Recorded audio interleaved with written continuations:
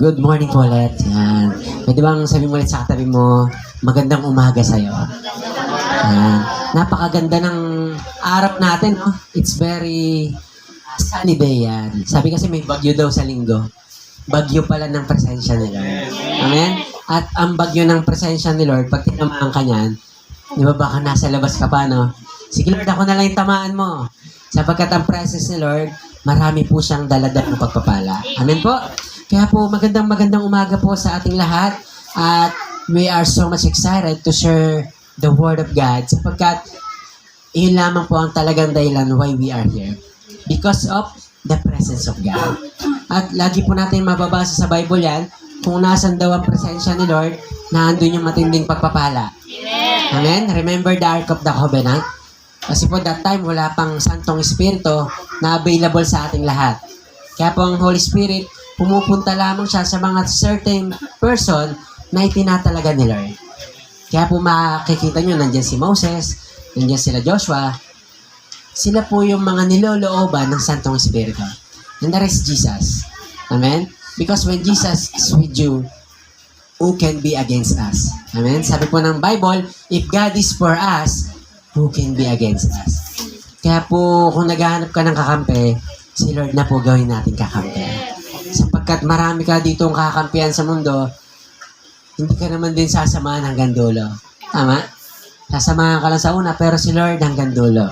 Amen? At ang Diyos po natin na yan, meron siyang pangako sa bawat isa po. Kaya po, lahat ng mga bagay na to ay para po sa kanyang kapurihan. Nandito po tayo, not just because Sunday. Amen? Because we are the citizen of the kingdom. Kaya po tayo nung tinanggap na si Lord, we belong to the kingdom, we belong to Jesus, and we are the citizen of the kingdom. Sino po dito marami ka ng citizen ngayon? Yan, citizen, senior citizen, yan, mga mahal nating lola. Yan. Si Mother, 60 na yan. Binuking talaga, no? Nandiyan pala si Mama. Acknowledge natin si Mother sa biyaya ni Lord. So, nag-minister po siya kahapon sa mga kapatid po na niya at kamag-anak po namin. At nakakatuwa lang, God uses her mightily yan. Kaya po, hindi siya pumunta rito para sa patay. Pumunta siya rito para sa mga buhay. Yan, yung mga buhay ang kanyang pinagkakausap, hindi po yung patay. So, the best thing talaga, no, na kaya po, kailan kung nag-upload kayo nung nasa puntod kayo ng mahal nyo sa buhay, hindi wala pong silip doon, wala pong masama ron. Ang purpose mo naman yung mga pupunta mo ring mga kamag-anak doon. Sino po nag-enjoy? Na-meet mo ulit yung mga matagal mong di nakasama. Di ba? Kaya po, sa Lord po, we need to be intentional. Kaya po malaking bagay po yung pagiging intentional dahil it is an opportunity to bring salvation sa puso ng bawat isa. Dapat po ganun yung kailangan nating maging mindset na kapag po may kausap kang tao, ang goal nyo po is maligtas siya. Amen? Tawag po dyan, compassion. So, pag meron kang compassion, alam niyo po, yung puso mo, kahit ayaw mong gawin, imumove ka ni Lord. Tama? Yung ayaw mong gawin, pero itutulak ka talaga ni Lord. Sino gusto magpatulak kay Lord? Amen? Tawag po dyan conviction. May malakas na pangungusap si Lord, tapos ikaw umaayaw ka pa rin, pero magagawin mo siya dahil sinabi ni Lord. Amen? Kanina pong busy talaga yung buong linggo. Talaga pong kagabi, nagpunta kami sa Tayuman. Ganda pala sa Tayuman. Merong overlooking. Doon na po kami nag-dinner ni Mother. Tapos after nun, ina-isolate natin yung preaching. Kasi hindi natin pwedeng i-share to ng ganun-ganun lang. Kailangan talaga may malalim na dealing kay Lord. So, ang sinishare po natin, it's just an ordinary word if without anointing. Pag walang anointing ni Lord, hindi ka sinamahan ni Lord, ano lang po yan, nagdaldal lang po si pastor. Nagsasalita lang siya. Sabi nga ng parang batingaw na umaalingaw-ngaw. Alam niyo po yung paalo nung yung sa drum set, yung pinakamaingay doon, parang ganun lang, walang power. Pero pag may Santong Espiritu yan, kahit malumanay siyang isinishare, may dating sa puso natin. Amen po? So, tawag din anointing. Kaya po, preaching is all about anointing. And ministry is all about service. Ano daw po ang preaching? Anointing. So, lahat yan available po sa atin. Yung bang may kausap ka, hindi ka naman ganun kahusay pa sa pag-share, tama po? Nakakabaka-baka pa nga eh. Nginginig-nginig ka pa. Tapos, hindi naman niya alam na kung tama yung sinasabi mo. Pero, nagpapasalamat siya sa'yo. Iniiyakan ka niya. Sabi niya, hindi ko alam, may nararamdaman ako something sa'yo, di ba? So, tawag dyan ministry. Yung anointing ni Lord nagpo-flow sa'yo. Yung presence mo pa lang, nahihiwagaan na sila sa'yo. Amen? At yung ministry naman, tawag dyan service. Serving the Lord is privilege. Sabihin nga po natin, privilege. So, malaking pribileyo pag ikaw ay binigyan ng pagkakataon ni Lord na mag-serve. Amen? Sa mga awit natin, di ba? Tawag dyan, privilege. Opportunity to worship God in another level. Sa Bible po, ang mga worshiper nasa unahan ng gera. Sino pong gusto mo pagka nagkagera sa unahan kayo? Ay, hindi po ako marunong kumanta. Sa likod na lang po ako. So, ganun po yung time nila. Because worship, there is a great power in worship. Tama? Ang worship, nagpapalayas ng demonyo. Ang worship po, nagpapaalis ng mga masasamang spirit, lalo sa tahanan, no? Pagka nagpapatugtog ka lagi, ngayon po, pinapasok ng Santong Espiritu lahat ng kasulok-sulukan ng bahay natin. Kaya po yung mga bad spirit na yan, pinapalayas ng pag-worship ng Lord. Sabi ko, may magbigay lang sa akin ng malaking bahay, kahit haunted daw siya. Kukuhain ko yan. Kahit sabihin nila, maraming mumu dyan, hindi. Papatugtugan ko lang na worship song yan. Lalayas na yan. Because there's power in the name of Jesus. Amen? Panghihinayang may malaking lugar na yon. Sayang, no? Sabi ko, sana may magbigay sa akin. Biro lang po yan. So, ibig ko sabihin, ang kapangyarihan ni Lord is available sa kanya pong mga anak. Amen? Kaya po, makita dapat natin yung difference between worship and preaching. Kaya po, pag may nakikita kayo dyan ng mga nagpipreach, huwag niyong tignan yung edad, huwag niyong tignan yung itsura. Ang tignan niyo yung anointing ng tao. Kung tinamaan ka sa kanyang word, uy, may anointing yan. Nasa sa kanya si Lord. Pero, pag wala, ibig sabihin, dalawang bagay kasi yun eh. Pwedeng hindi ka naman interesado sa kanya, hindi mo iniisip yung message ni Lord, sa kanya ka lang nakapokus. Pwedeng hindi mo siya makuha. Kaya po napakahalaga ng worship para makapasok po ang presence ni Lord sa atin. Amen? Napapansin niyo po na before the word, dapat worship muna. Para open daw yung heart mo to receive the word of God. Amen? Sino pong unti-unting may naiintindihan ka po? Amen? Kaya po, napakahalaga ng worship. At gaya po ng sinabi natin, wala pong Christian songs. Yan. Christian lyrics meron. Kaya pansinin niyo yung kanta, dati ko na naririnig to, ba't naiiyak ako ngayon? Parang may tama sa akin yung words. Yung kanina, I belong to you, yung sentence pa lang na yun, okay na ako eh. Ay kung tagal ko na napakinggan to, isang dekada na siguro. Pero ngayon ko lang siya ulit narinig, pero may dating. Because of the word. Amen? Hindi yung sa kumanta, pero yung dala-dala nung word. Because lahat po karamihan ng mga lyrics na nasa Bible. Magtataka ka pag nagbabasa ka na ng Bible, yung nakagdi-devotion ka na palagi. Ano to? Nasa kanta to ah. Kaya po, the word of God is the word of truth. Amen? Kaya po parang hinihili ka ng kanta. So, we need to stay in the presence of God. Sabi mo sa tabi mo, stay on the word of God. So, lagi po tayong manatili sa word ni Lord because we need to meditate it day and night. Naandun po ang katagumpayan. So, kasi nga po, gaya na nabanggit natin, bibigyan ka ni Lord ng compassion. Yung compassion, mag-ingat po tayo. Huwag mong i-apply sa sarili mo yan. Pag in-apply mo sa sarili mo, yari ka dyan. Yari tayo dyan. Bakit?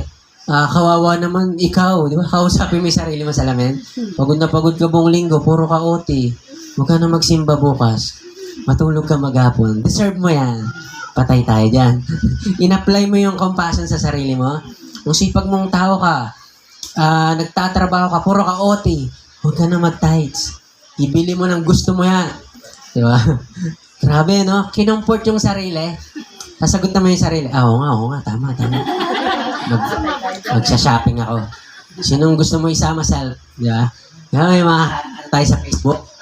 Yung self, kausap mo yung self, delikado yun. Dapat si Lord ang kausap mo. Amen? So, that's why compassion ay i-apply mo sa ibang tao. Kanina daw po i-apply? So, patawag sa sarili.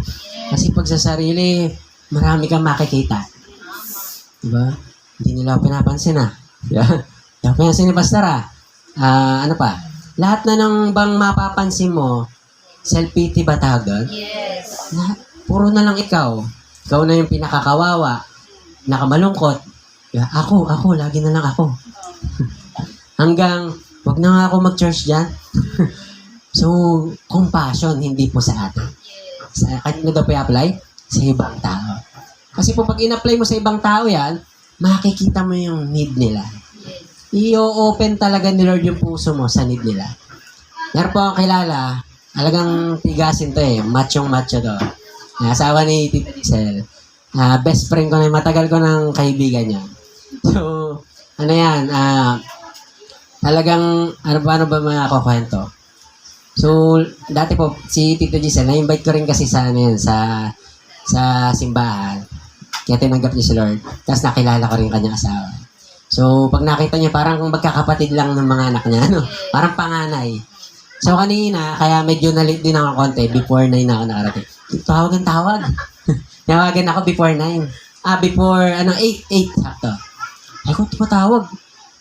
Tapos sinagot ko, yun, talagang nagkwentuhan na kami. Hindi ganun yun. Kilala ni Tito Giselle yun. Ay, huwag mo na akong tawagin, Tito. Tropa tayo, di ba? Sige, kuya. Hindi rin kita tatawagin pastor. Edwin lang. Ayos yun. Ay, tropa tayo, di ba? Sabi niya. So, sabi niya, hindi ko ma-explain Edwin Pero, alam ko naman sa sarili ko, mabait ako, sabi niya. Mabait ako. Pero, lahat naman tayo mabait, sabi ko. Pero gusto kong tumawag sa kanya Hindi ko lang alam paano. Sige, mag-isa sa ibang bansa Pag, di ba, mag-isa ka, marami kang nararamdamang lalo pag kamis. Tapos yung mga iniisip niya, yung mga expenses din kasama rin yun, yung future ng anak. Sabi ko, may effect yung prayer niya, Ate Giselle, tumatalab na yung gamot. Yes, ayos. Habang pinayaan ko siya magkwento. Tapos ang ending, sabi ko, kailangan ko na pong bumaba. May preach pa po ako. Gusto ko itong ipag-prayan. Tapos usap ulit tayo after nito sa mga susunod na araw. Tapos pag may tawag ka sa akin. Kasi tumapit siya sa tamang tao. Ngayon pag-pray namin, hindi ko naman alam, nakaano lang kami, yung nakapatay yung So after nun, sabi niya, pwedeng buksan mo yung camera mo. Gusto kita makita. Tignan mo rin ako, sabi niya. Astigin talaga si Kuya. Tapos umiyak siya. Yung iyak na, sabi niya, ba't ganun prayer mo? Naiiyak ako, sabi niya. So, bakit? God start to enter to His heart. Hindi mo palakpakan natin si Lord. Sa bawat panalangin natin, hindi mo alam may ginagawa si Lord. Sabi ko, ayos to Kaya sabi niya, yung dumating siya rito that time, kasi nasa abroad niya po, nung umuwi siya rito, sabi niya, nandiyan lang siya, nagtataka ako sa'yo, hindi mo ako sinabihan, ba't ako hindi nag-church? Kasi hindi niya naramdaman yung condemnation. So, ang mga tao, dapat ang maramdaman po nila, wag condemnation.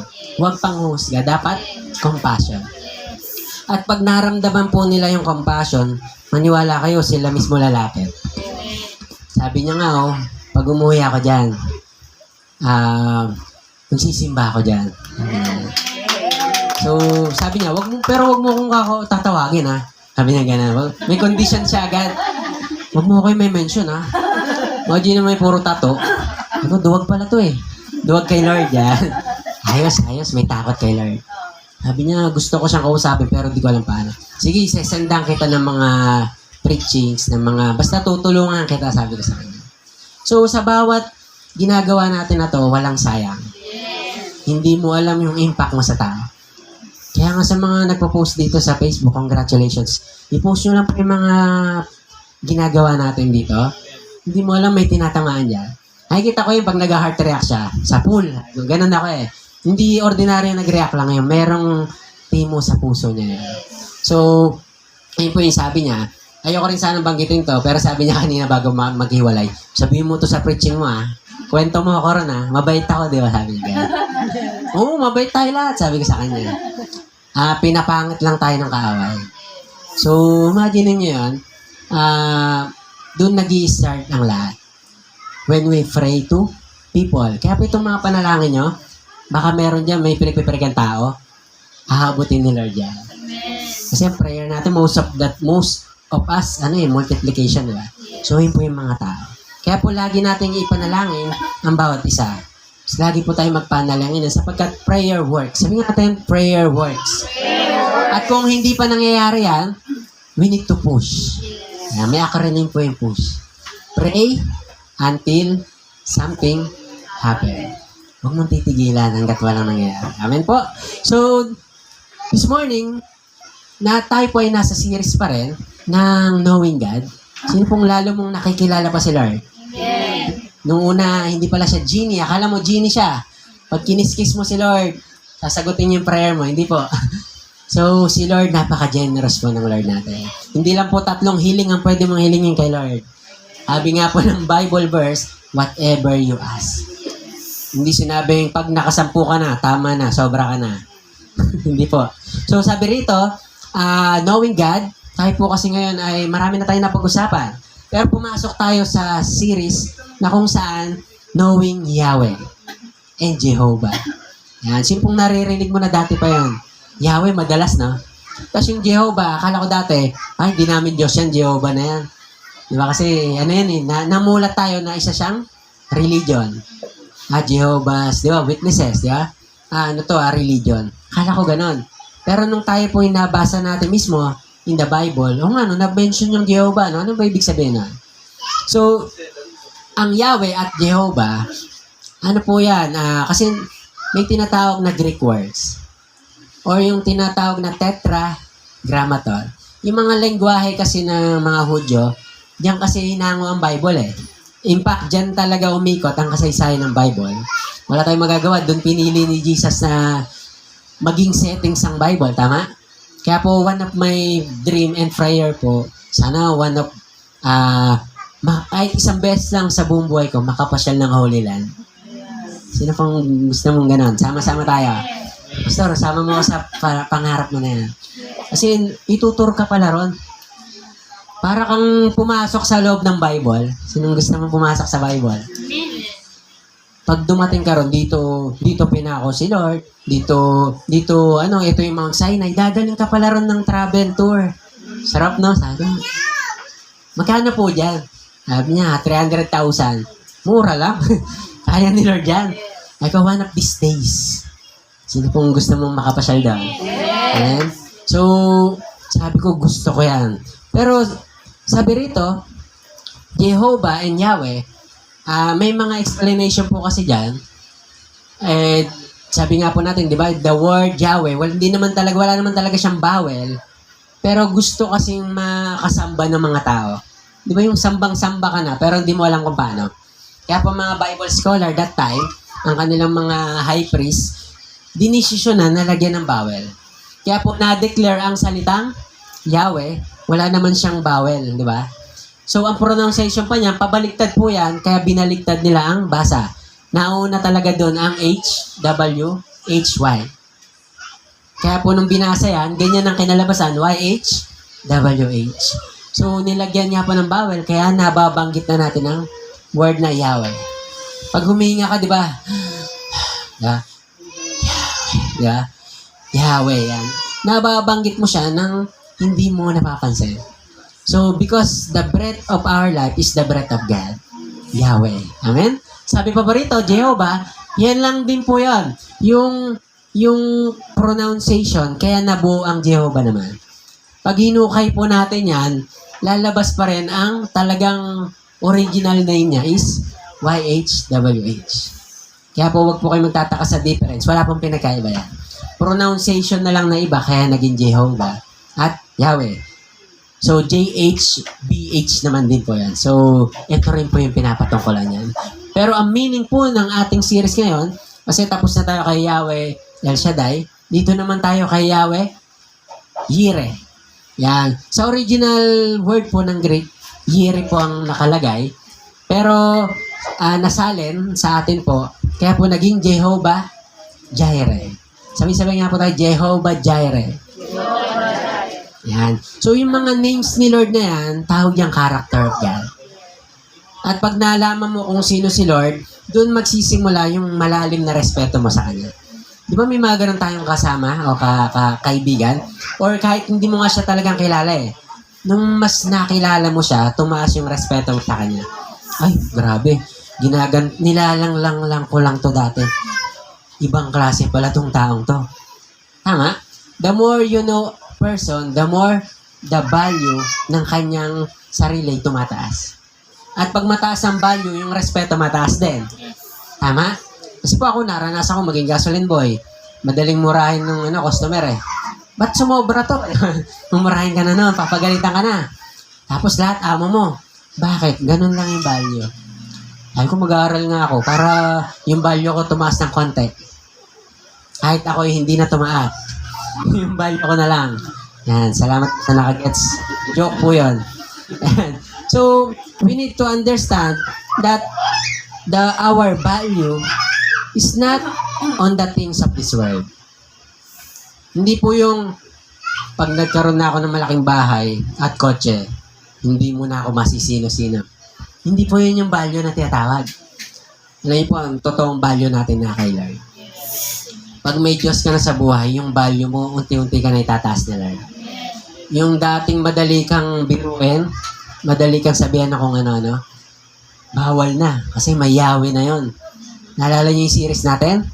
Si David, kinutya ng higante, may Yahweh. Tumawag kay Yahweh. Kala niya, kuto lang yung kalaban. May higante pa lang kasama. Mas malaki pa kay Goliath. So, ganun po ang mga anak ni Lord pag merong Yahweh. So, Yahweh, this is the series. Kaya po nandito tayo kay Jehovah Jireh. Sino pa excited na makilala mo si Jehovah Jireh? At sabi kasi rito, ang meaning po niyan, the Lord will provide. Sir, magandang topic yan Marami yung kailangan, Lord gusto ko yan si Jehovah Jireh. Pwede bang kaibiganin yan? So, before we continue, let us pray to God. Let us bow our head. Panginoon, salamat po sa umagang to. Dalangin namin na mas makilala ka po namin. Lord, ang iyong character, Lord. Lord, patawad po sapagkat kilala ka lang namin bilang Diyos dati, Panginoon. Natatawag pag kailangan. Tatawag, Panginoon, pagka, Lord, walang-wala na. But, Lord, lalo namin naunawan unti-unti, Lord, that your name is very precious and very powerful, Panginoon. Lord, na hindi ka lang dapat tawagin sa panahon ng kagipitan, ng kahirapan. Even, Lord, sa panahon ng pagtatagumpay, pwede ka naming lapitan, Panginoon. Kaya po sa umagang to, help us to understand Jehovah Jireh, Panginoon. Yahweh Jireh, Panginoon. We cry out to you, Lord. Dalangin namin, Lord, na maunawaan namin ang iyong character, Lord, as Jehovah Jireh. This is our prayer in the mighty name of Jesus. Amen. Amen. Amen. Palakpakan po na natin si Lord before we continue. Sabi rito, the deeper you know God, the deeper your faith and obedience to His Word. Tama po ba? The more daw na nakikilala mo si Lord, the more na lumalalim ang iyong pananampalataya. Amen? Dati nagsisimba ka, parang palitaw, di ba? Nandito ngayon, next time wala. Atin ulit. Dalawa, wala. Ba, ayos dalawa. Tapos, balik ulit. Pero ngayon, the more na tinatamaan tayo ng word ni Lord, yung bang linggo-linggo nakikita ka na ni Pastor. Amen? Gusto ko rin po pala, before we continue, i-appreciate yung inyo pong appreciation. Last Thursday, pwede mo palakpakan natin si Lord. Kay Lord ang glory. Talagang na-surprise ako. Sobra. Kayo rin po ba? Yung mga nag-surprise. Nauna silang ma-surprise sa akin. So, sila na lang po nakakalam na. So, na-appreciate ko po ng sobra yon. Kasi po, sabi ko, Lord, meron ng puso to na kagaya mo. Marunong na sila mag-honor. Amen? Nagpa-practice na tong mga to. Sabi na, Pastor, babawi kami next year. Mas bongga. Mas planado, sabi niya. Malay-malay ko po kasi, sabi ko. So, First time ko po yan. First time. Kaya po sabi ko, Lord, ang sarap pala. So, salamat po sa appreciation. Glory to God po sa mga bagay na yan. Sabi po kasi rito, the deeper you know God, the deeper your faith and obedience to His Word. Kaya po mahalaga na nagduduel tayo sa Word ni Lord. Doon tayo mag-stay. Tama? Mag-stay po tayo sa presensya ni Lord. Kasi lalalim yung pagkakilala mo kay Lord. Pag nakikilala mo siya, lalalim din yung respeto mo kay Lord. Na hindi pala to basta-basta na Diyos. Hindi pala to na, kasi sabi ko, Lord, pwede na siguro mag-preaching ako kasi alam ko naman na eh. Hindi hindi ka papatulogin ni Lord eh. Dine-develop pala ako ni Lord para mas lalong lumalim sa Kanya. Yung respeto. Yung antok na antok ka na kailangan mo pang lumuhod ulit. Kasi doon ako nakakuha ng word ni Lord eh. Pag nakahiga ako, nagagawang preaching, ayun, tulog. Pero pagka nakaupo ka, nakaload ka kay Lord, doon ibubuhos si Lord. Amen? Nabuo po itong preaching nung nagbiyahe po kami pa yung Panta. Yan, nasa likod ako ng sasakyan.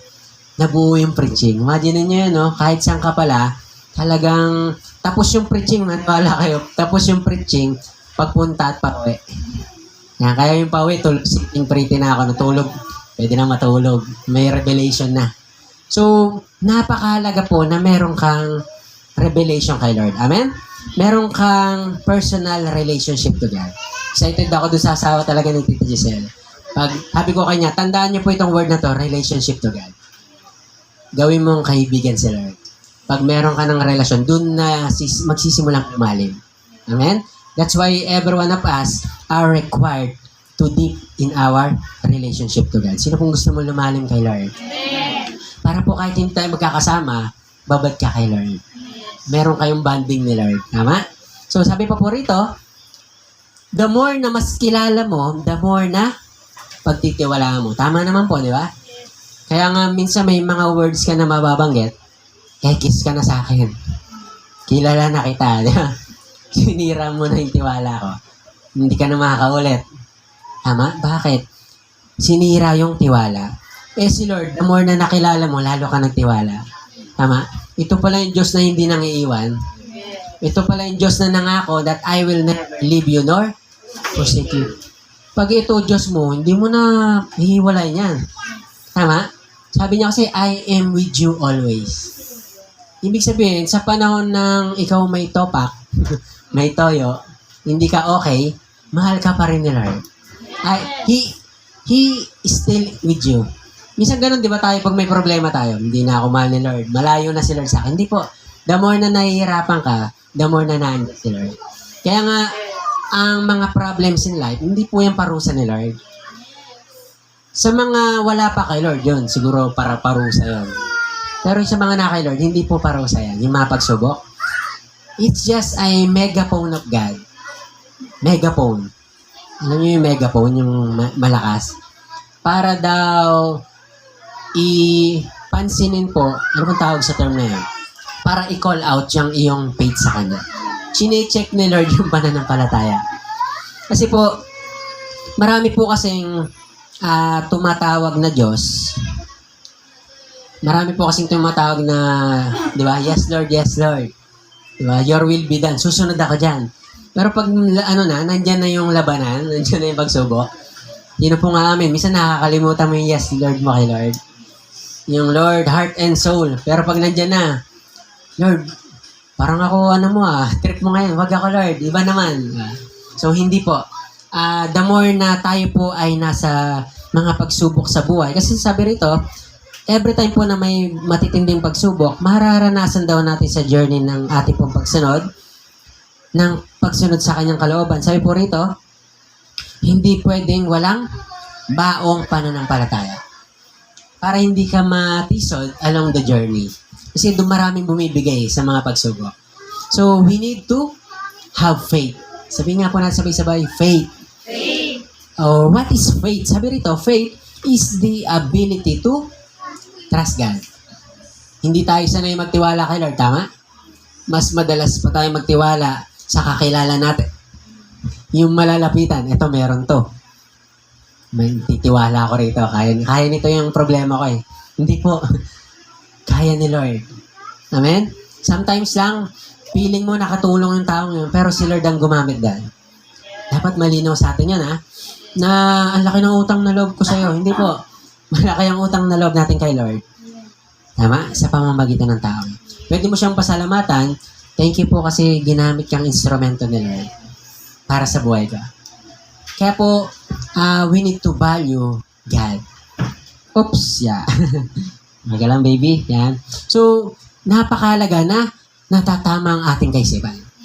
Para po, pag may conflict, halimbawa lang naman, hindi kayo naging okay na, nag-separate man, yung utang na loob mo sa kanya, hindi mo masyadong dibdibin. Dapat kay Lord. Ginamit lang naman ni Lord sa buhay ko yan. May utang na loob ako, hindi sa tao yung kay Lord. So, pwede mo pa rin siya panalangin na, Lord, kayo pong bahala sa kanya, may nagawa siya sa buhay ko, at pagpalain niyo siya, Lord. Kahit hindi na kami magkasama. Amen po. Sinong unti-unting may naiintindihan ba? So, sabi rito, faith is the ability to trust God in order to give up everything. It's about the capacity not just to receive, but mostly to sacrifice. Kaya pala, ide-develop ni Lord ang faith kasi may ipapag-give up sa isa, Lord. Nakakatakot naman yung Lord. Ano yung ipapag-give up mo sa akin? Kaya ka pala kailangan magsimba lagi because God is about preparing us. May matitindi kasing series of testing in our lives na mabibigat. Sino pong dumaan ka na sa mabibigat? Yung akala mo ending na ng buhay mo rin. Pero biglang, ay hindi pa pala yun. Kasi there's more. Yan. Kaya pala kailangan mo ng maraming pananampalataya. Dadaan ka kasi sa testing. Sino gusto mo ma-testing ni Lord? Lord, yung katabi ko na lang, Lord. Pas muna ako, Lord. Kakatapos ko lang matesting. Hindi po. Tayo sa gusto mo, pag si Lord ang nag-test sa'yo, halagang congratulations. Yan. Kaya po, huwag kang maingit sa iba. Ba't ang okay ng buhay nun? Ako nasa testing. Imagine mo na inuuna ka ni Lord. Sarap kaya ng ganun. Sabi ko, Lord, unahin mo na nga ako. Para dating yung time, ako okay na. So, series of testing, ngayon po yung dadaanan talaga natin. Pero ang tanong dito, handa mo bang ibigay? Kasi sabi nga rito, yung faith is about ability to, ano sabi? Ulitin ko lang po. Ability to trust God in order to give up. Grabe, no? Dapat pala, kailangan mong ng pananampalataya para madali mong i-let go ang isang bagay. Tama po ba yung wala naman tayo kay Lord? Marami tayong ginagawa na makamundo. Pero nung nakilala mo si Lord, unti-unti na may gini-give up ka na. Tama? Unti-unti na binibitawan mo na yung nakasanayan mo dati. Sabi ko nga po yung soaking natin, Webes kasi yan eh. Pwedeng isipin mo, dagdag lang sa schedule ko to eh. Nilagyan pa ni Pastor ng Webes. Busy kaya ako. Hindi po. Talagang dinadala tayo ni Lord sa talagang dapat na schedule na meron ka sa kanya. Kasi gaya nga na sinabi natin, we are appointed by God. Kaya appointment nyo po yung kay Lord. So, ibig sabihin ng appointment mo kay Lord, yun po yung iyo pong obligation sa kanya. Bakit po? Ito pong sinasabi natin, piniprepare kasi tayo ni Lord. Maniwala po kayo, if you fail to prepare, you prepare to fail. Pag hindi ka raw naghanda, delikado. Darating na lang, bubulagain ka na lang ng sitwasyon. Bakit? Hindi ka naghanda. Tsaka na ako tatawag kay Lord pag medyo mabigat na yung sitwasyon.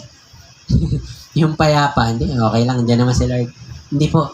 Dapat, we need to prepare. Because if we fail to prepare, we prepare to fail. Delikado. Kaya sabi mo sa tabi mo, mag-ingat. Yan. Kaya po nang sinasabi natin, dami kasing nag-yes, Lord. Pero nung subukan na, yun na. Ang dali niyang natumba. Nagtayo ng pundasyon sa buhanginan, hindi sa batuhan. Nabasa niyo po yung sa Bible. Nagtayo ng bahay, ang tinutukoy po rin yung faith mo. Pag naka-anchor sa solid yan, kay Jesus nakalagay. Pag ang faith mo kasi nasa pera, nasa yaman sa mundong to, pag nawala yan, paano? Tama? Pero pag naka kay Lord, kahit mawala lahat ng yan, okay lang. Sabi nga ni Manny Pacquiao, dumating kasi sa time si Manny Pacquiao, talagang bilyonaryo na siya, no? Yung nag-8 division siya, nasa kanya na yung rurok talaga. Tapos, yung mga kalaban pala, lumalaban, gusto siyang labanan, kasi ang labanan dyan, di ba, may mga percentage. Kahit 20-80, pahayag kami. Ibig sabihin ng 80-20, 80% ng kikitain kay Manny Pacquiao. Yung 20 sa kalaban. Kaya nung natalo si Pacquiao kay Marquez, naalala niyo yung laban na yun? Tulog yung pambansang kamao natin. Siya lang po ang natulog, pagising, bilyonaryo pa rin. Sarap nun, nung natalo ka na, pagising mo, mayamang ka pa rin. Bakit? Lamang siya sa pusta. Yung shares pala, I mean. So, ganun po ang isang bagay pag na kay Lord. Sabi nga ni Manny Pacquiao, hindi ako natatakot maghirap eh. Kasi alam ko feeling na kumakain ng noodles. Nag-uulam ng noodles. Alam ko yung pakiramdam na nag-uulam ng toyo at mantika, sabi niya. Galing ako dyan sa lansangan. Alam ko yan. So, imagine mo, yung value niya, wala doon sa success niya. Yes, that's why we need to anchor our faith to our Lord. Sino pong handa mong i-anklang yung sarili kay Lord? Kaya po pag pinapag-give up sa'yo ni Lord, yung isang bagay na mahal mo, mahirap pero kailangan. Tama? So, mas lalo natin maunawaan po rito. Testing is all about checking our faith. Kaya pala may mga testing, titingnan lang ni Lord yung ating pananampalataya. And it can be only confirmed when we obey. Palatandaan po daw yan na meron tayong pananampalataya sa Diyos. So, mahirap i-give up ang isang bagay, pero pagka nagawa mo, sumunod ka kay Lord, alam niyo po, merong matinding pagpapala si Lord yan. May tanong po ako, if God asks you to offer up your most precious possession, would you obey? Pag si Lord na raw yung humingi sa'yo ng isang bagay na, kasi naniniwala ko, alam ni Lord yung pinakamahalaga sa'yo. Ako po hindi ko alam yan, pero kayo, alam ni Lord, kilala tayo ni Lord. What if daw, hingin sa'yo ni Lord yung pinaka-iniingat-ingatan mo? Tama? Yung pinakamamahal mo, Lord, ito na lang yung buhay ko eh. Pag kinuha mo pa to, parang wala na rin ako. Narinig nyo na yun? Narinig ko sa movie yun eh. Patayin mo na lang din ako, Lord. Minsan ganun eh, no? Pero what if, yung bagay na hingin sa'yo ni Lord? Ngayon po merong story sa Bible na ito pong kwentong to, yung pinaka sa kanya, yun pa yung hiningi ni Lord. Pwede namang, Lord, iba na lang. Ito, medyo mahalaga to, Lord. Sa'yo na to. Pero ang nire-request ni Lord, yung pinakamahalaga. Yan yung minsan mahirap i-ibigay, di ba? Mahirap i-give up. Ating pong basahin ng kasaysayan. At gusto ko po i-share sa inyo ang mga bagay na to. Sa aklat po ng Genesis chapter 22, dito po iikot ang ating istorya. And it's all about Abraham. Bida talaga si Abraham nitong mga nakarampa. So, story of Abraham is about a story of solid faith, solid obedience, and full submission to God's will to Him. Grabe, no? Sinong gusto mo ng gano'n? Yung solid na pananampalataya. Yung pag nagsalita si Lord, sige Lord lang, sige lang, sabihin mo lang. Go ako dyan. Sabi rito, be ready because God is about to test along the way. Kung sino daw po ang, kung titignan daw po ni Lord, kung ini-enjoy pa ba natin ang presence ni Lord? Or ini-enjoy na lang ba natin yung bigay ni Lord? Ganun pala si Lord mag-check, no? Bibigay niya yung pangako niya, wala pong problema doon because God is faithful, tama? Pero along the journey pala, yung pangako niya sa'yo, titignan niya, i-check niya. Saan kaya nag-enjoy tong anak kong to? Doon pa ba sa akin o doon na lang sa binigay ko? Doon pa ba sa blessing o doon na lang sa blesser? Doon sa blesser, tama? So, doon tayo mate-testing ng Lord. So, sabi rito, yan, balikan ko lang po yung background yan, yung background. Hindi ko ata nalagay dyan yan. Yung background po kasi niyan, in Genesis chapter 18, kung di ako nagkakamali, nangako si Lord kay Abraham. Anong sabi niya? Magkakaroon ka ng anak, at mula sa iyong anak, dyan lalabas ang saring lahi. Tapos pinangakuan si Lord na ang mga bituin na yan, di mo mabilang. Ganyang karami yung lahi. At yung mga daw buhangin sa dalampasigan, ganyang karami yung magiging mga anak. And that time, si Sarai ay barren, baog, malabong mangyari. Kaya po gumawa ng action si Abraham, nag-recommend si Sarai, inapprove ni Abraham, kaya nagkanak siya. Ito po si Ishmael, na ating pong nakakwento nitong ring mga nakaraan. Kaya po, ayun po yung background niyan, kasi may inaantay na pangako sa Abraham. And sumunod po ng mga chapter niyan, umalis na po si Abraham, si Ishmael at ang kanyang magulang. Kasi ano pong name ulit ng kanyang nanay? Pumunta na sila sa disyerto, kaya din sila nanirahan. So Genesis chapter 21, yan naman po yung is about God fulfilled His promise. For 25 years, doon niya pinulfill ang pangako nila. Alam niyo po, pag nangako si Lord, sure naman yan. Pero hindi niya pinangako kung gaano katagal. Pero isa po sa natutunan ko, na ang pangako ni Lord, depende sa pagsunod.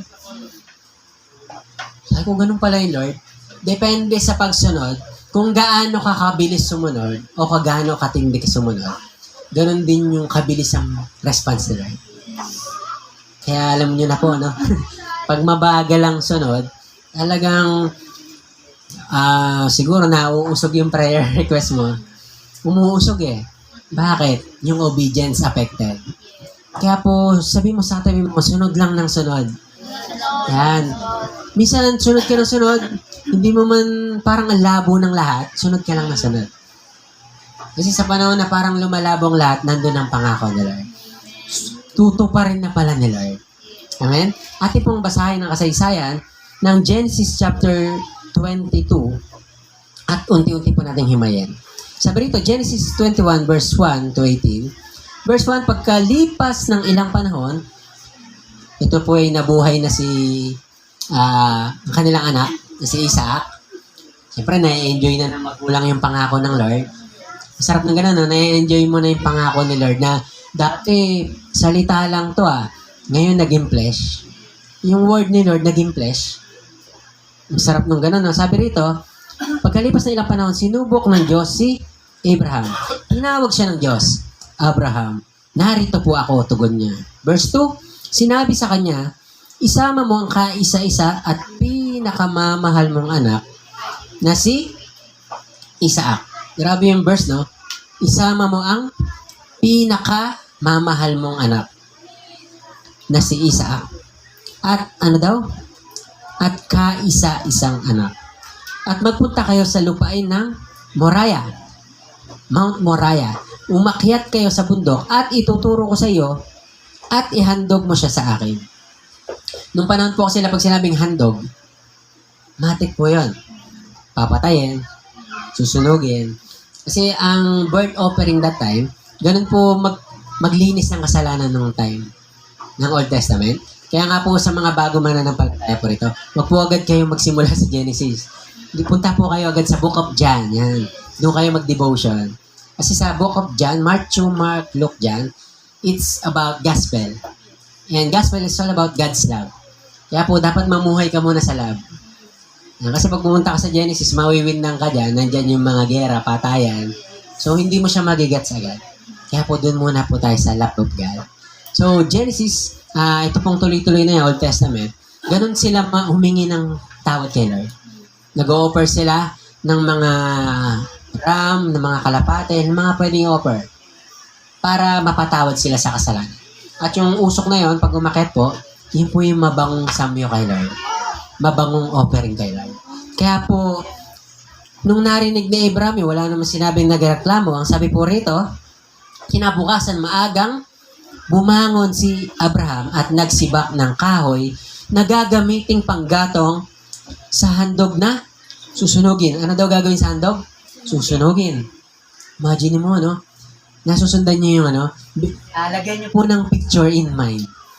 Hinihingi ni Lord si Isaac, isasama, i-offer mo, tapos kumuha ng kahoy. Bakit susunugin? Grabe, no? Kung ikaw, ilagay po natin sa umagang to, na tayo po si Isaac. Ikaw ngayon si Isaac, at meron kang kaisa-isa. Kasi sabi ng Bible, kaisa-isa, pinakamamahal. Grabe naman yun, Lord. Para ka may iPhone Pro Max na malalaglag doon sa singit ng kanal na laki-laki ng sada, laki-laki ng kalsada, doon pa sumot sa may napakasaktong-sakto sa kanya. Anong mararamdaman mo nun? Diba, masakit. Pero ito po, dito po tayo mag-meditate na ikaw halimbawa si Abraham. Sabi po rito, sumunod na verse, kaya't inihanda niya ang anso at umalis kasama si Isaac at ang dalawang aliping lalaki. Pumunta sa lugar na sinabi ng Diyos sa kanya. Verse 4, ng ikatlong araw na paglalakbay, natanaw na nila ang dakong kanilang pupuntahan. Ilan daw araw sila naglakbay? 3. Sa 3 days, mahaba yun. Tapos ang sasakyan, anso. Ano bang English na anso? Asno? Donkey ba yun sa English? Hindi ko alam paano maglakad yun. Pero sa nakikita ko lang yun, mabagal, no? So, 3 days naglakbay. Sa 3 days na yun, marami ka pang pwedeng ma-realize. Siguro, hindi naman nilagay sa Bible, pero in a logic way, tama? Anak ko yun, pero hindi ko napapagtanto na ni Abraham. Ibang klase naman to, Lord. Huwag naman gano'n, di ba? O kaya, habang naglalakbay siya, talaga bang si anak ko talaga yung offer? Sino po minsan gano'n? Di ba? Naniniwala ako, kinakausap ko kayo lahat ni Lord. May pinapag-give up sa'yo si Lord. Di ba? Pero naglalabang kayo ni Lord. Hindi alam nung kasama mo sa bahay. Pero nag-aaway na kayo ni Lord sa isip. Di pwede, Lord. Di pwede. Or minsan pag-offering, di ba? Naglalaban na yung kamay mo tsaka ikaw. Wag. Di ba? Tapos, pag-offering, di ba? Nagkakaroon ng mata yung kamay mo. Yung nasasalat mo siya. 3 ulo. Ito, 50. May kamay yung mata. Ay, may mata yung kamay. Bakit naglalaban yung damdamin? Alam niyo po, pag naglalaban yung damdamin nyo, ayun po yung magandang factor dyan. Because, sabi nga po natin, we are living in the flesh. At normal po sa flesh yan. Kaya po pag nagkakasala ka, huwag mo nasisisihin sarili mo na hindi ka nakarapat-dapat. Hindi po. Normal pa rin magkamali. Kasi nga po, nasa gantong tayong level na inaabot natin ng Christ-likeness. Sino pong gusto mo maging Christ-like? Amen! Yung ugali mo daw, magiging kaugali na ni Lord. So, dito, that time, Abraham was challenged. Naandun siya sa sitwasyon na mayroong malaking question mark. Pero, gaya nga po ng sinabi natin, wala naman pong binanggit dito na naglalaban yung damdamin niya. Pero kung titignan mo talaga, no, ikaw na po sa sarili mo, ang tagal mong inantay yung pangako na yon, tapos ini-enjoy mo, sabay hihingit sa'yo. Di ba parang ang hirap nun? Tagal mong hinantay, naniwala ka, tapos babawiin sa'yo. Atin pong ituloy, yung sabi rito, kaya't sinabi ni Abraham sa kanyang mga alipin, nung nakarating po na sila doon, bantayan ninyo rito ang asno, at kami lamang ng bata ang aakyat sa bundok, sasamba kami sa dako roon, at babalikan namin kayo. Offering is part of worship, tama? Kaya nga sabi niya, sasamba kami. Mag-aalay ka, mag-worship ka. Kaya po sabi rito, verse 6, ipinapasan ni Abraham kay Isaac ang kahoy na panggatong, dala naman niya ang apoy at patalim. At magkasama silang lumakad. Verse 7, tinawag ni Isaac ang pansin ng ama. Ano pong sabi? Ama, ano iyon anak? Tugon ni Abraham, mayroon na tayong apoy, panggatong. Ngunit nasaan ang tupang ihahandog? Tanong ni Isaac. Kaya nang binanggit natin, sa part po ni Abraham, kung ikaw tatay, yung logic mo, di ba? Gagana yan. Walang ibang pinapadala si Lord. Anak ko lang, alam na this. Alam na kung sino ay papa-offer. Si Abraham, alam niya, he is aware that God is about testing his faith. So, malaking challenge ulit kay Abraham yan. Yung bang akala mo na yung 25 years, major di ba? Major thing na yung kay Abraham. Malaking milestone na yung kay Abraham. Ang tagal ng Lord, just binigay mo, di ba? Pero hindi niya alam, may next pa. May next pang ipinapa-deal sa kanya. At ang pinapa-offer si Isaac. Your one and only. Sino po dito may isa ka lang anak? Isa lang po anak mo. Yan, nakaka-relate kayo na sobra, no? Di ba? Na isa na nga lang, tapos kukuhain pa ni Lord. Hindi ka magtatampo kay Lord. Hindi ka, ito ko, naiyak na ako ngayon. Nasabi ko, isa na nga lang, Lord, kukuhain mo pa. Inihingi ni Lord. Nagkaya ko kung ako to, sabi ko, mabigat sa akin to. Pwedeng pumunta na lang ako sa ibang direksyon. Di ba, wala akong naririnig. Hindi totoo to. Or, minsan, sa bawat isa po, hindi anak naman, yung mahalaga sa'yo. Matagal mong hiningi kay Lord to, tapos binabawi. Ako po, matagal ko ng prayer magkamotor na medyo branded. Sabi ko, puro SYM motor ko maganda naman siya, quality. Sabi ko, nagkayamaha ako, tuwan-tuwa ako. Sabi ko, ayos na motor na to Tapos dumating sa time, wala na akong pangulog. Nagka-problema ako sa finances. Kasi that time, ayun na yung umuuna ako kay Lord. Ginibap ko po yung malaking opportunity. Kasi hinihingi ni Lord Sabi ni Lord, ang ganda ng offer, magandang posisyon, magandang trabaho, managerial. Sabi ko, Lord, hallelujah, ang laki nito, ang ganda nito. Sabi ko that time, yung time na yung kapatid ko, si Erica, na-semplang sa motor, nagkaroon siya ng fracture. Hindi nga fracture, talagang So, napahinga talaga siya. In short, walang income. Yung isa kong kapatid, nag-resign naman. So, walang talagang WWW. Tapos yun na lang yung pag-asa naming lahat. Sabi ko, ayos to at least, di ba? May sakit pa ata si Papa that time. Tapos hinihingi ni Lord sa'yo. Ngayon po, yun po yung mga mabibigat na sitwasyon. Ngayon po, nagantay lang ako ng confirmation. Nagbigay si Lord ng word. At nung sinabi ni Lord yun, okay, gusto mo Lord. Nag-yes ako kay Lord. Sinusoli ko yung motor. Nagmamakawa po yung sa bangko, sabi niya. Sir, tuloy mo muna. Okay lang yan kahit madili konti. Sabi ko, hindi po, wala na talaga ang Ngayon po, true enough, after po nung obedience natin kay Lord, financial breakthrough ngayon, yes, meron tayo niyan. Tapos, si Erica, yun, nagtatrabaho na, promoted pa sa trabaho. Tapos yung kapatid ko isa, yung pangarap niyang dream job niya, nakamit niya. Ngayon, regular na rin siya ron. Nagpa-lechon pa nga last year yun. Kasi dream niya yun Tapos yung papa ko, wala namang ngayon, karamdaman na Tapos yung family namin, everything is God's control. Hindi ko pwedeng sabing okay but God is in control. And then after po nating umuo doon, imagine mo, ang mindset ko po magpastor, 40 years old. Sa 40 ako magpapastor, Lord, sabi ko kay Lord, ayos yun, mahababang preparation. Binigla ka ni Lord in a matter of 1.5 year. So bakit? Yung pagsunod nandun. At ang tinataas po natin dyan, hindi po ang inyong lingkod, kundi yung glory ni Lord. Pwede mo palakpakan natin si Lord.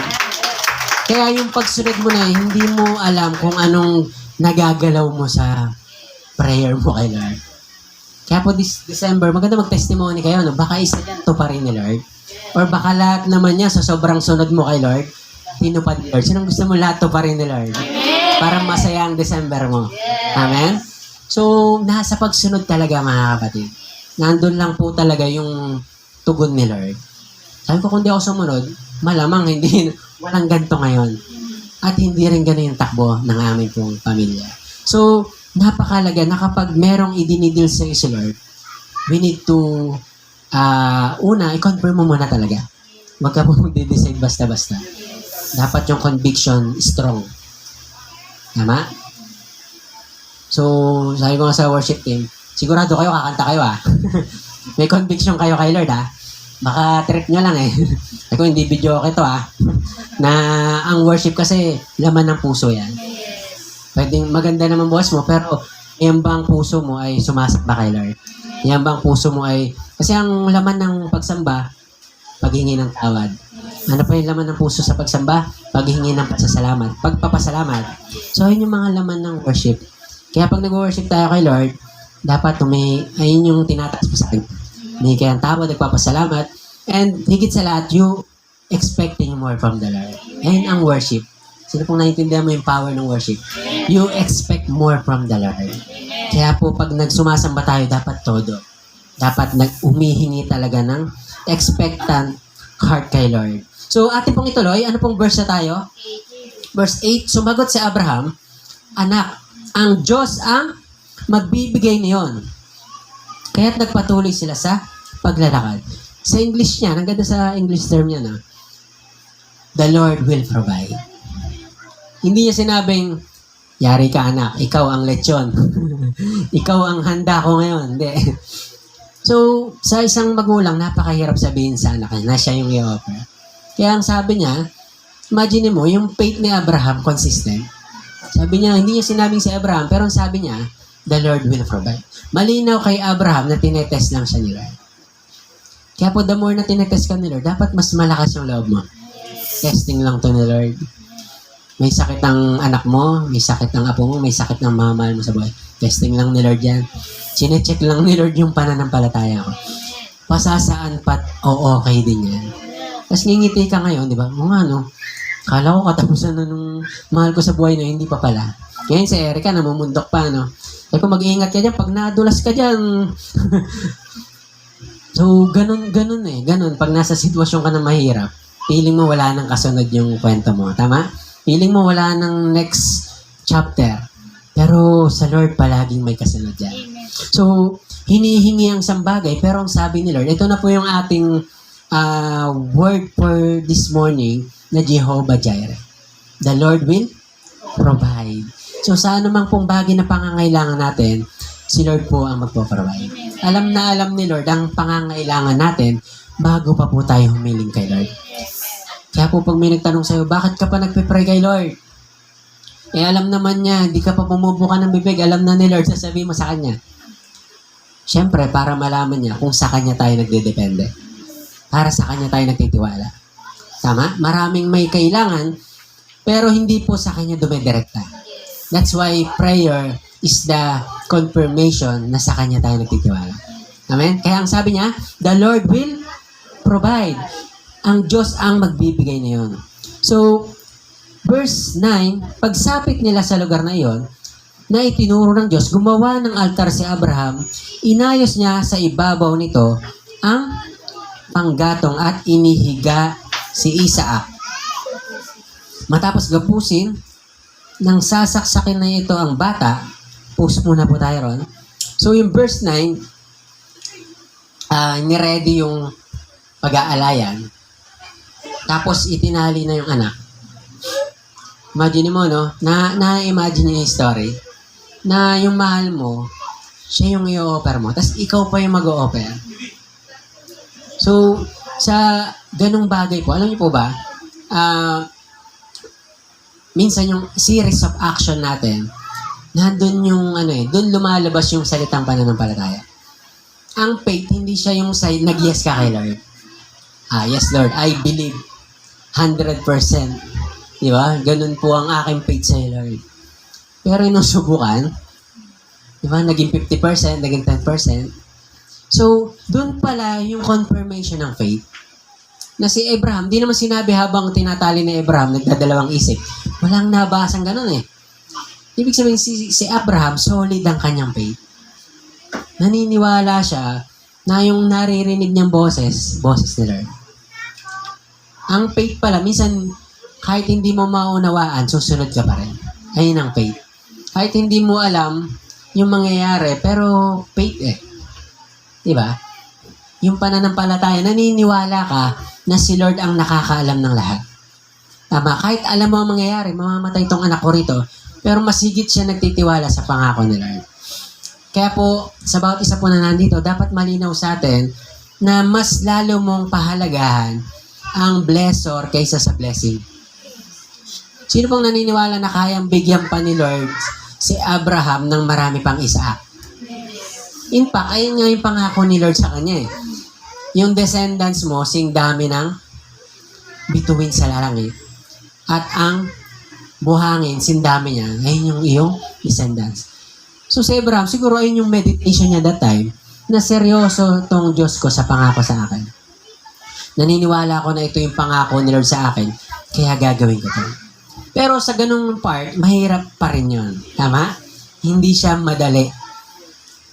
Kasi may nakapag-create na sila ng memories eh. Nag-create na sila ng bondings. Tama? So, medyo masakit sa isang magulang yan. Ngayon po, sa journey natin, marami pong ipapa-give up sa si Lord. Tama? Marami siyang gustong pabitawan sa'yo para mahawakan mo yung ibibigay niya sa'yo. Kapag kasi may hawak-hawak ka, bibigyan ka ni Lord, marireceive mo ba yan?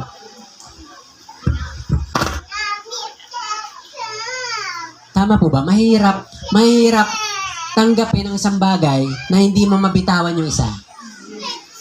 So, ganun ang blessing ni Lord na kapag po may pinapag-give up sa'yo si Lord, meron siyang gustong ibigay na mas the best.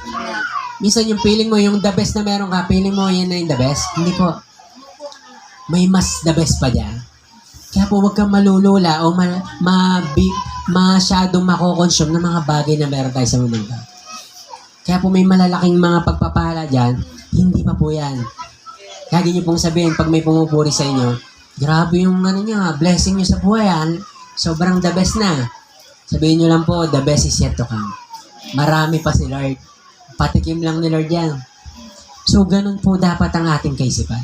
Hindi po yung pag naandong ka na, okay na to Lord, satisfied na ako. Break na tayo Lord. Okay na ako. Hindi po, hindi ganun. So, marami pang ibibigay sa Lord. Ano pong ginawa ni Abraham sa kanyang pinakamamahal? Kaisa-isa? Ano pong sabi ron?